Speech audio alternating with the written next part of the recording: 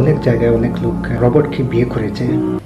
With Yuri Tolochko, a bodybuilder from Kazakhstan, who married an AI-powered sex doll named Margot.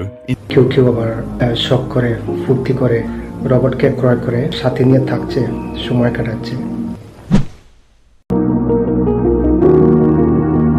দেখবেন ভবিষ্যতে এই রোবটরা গোটা বিশ্বকে দখল করার চেষ্টা করবে। আজকাল অনেক সেক্টরে, অনেক ডিপার্টমেন্টে রোবটরা কাজ করছে।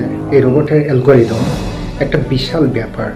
ওরা এমনভাবে ডিজাইন করেছে, সেট আপ করেছে, যে কোনো কাজ ওরা খুব দ্রুত শেষ করতে পারে।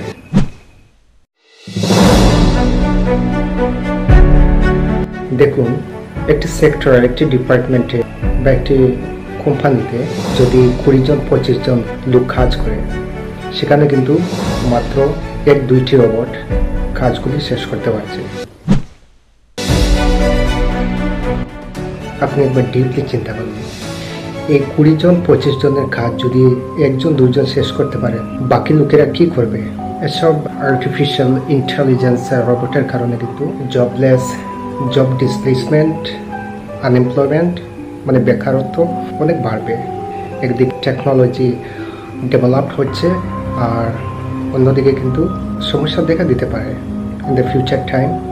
তো মহান আল্লাহ খুব ভালো করে জানেন আমাদের নেক্সট জেনারেশন ওরা আর কী কী দেখতে পারবে, ওরা আর কী কী ব্যবহার করতে পারবে।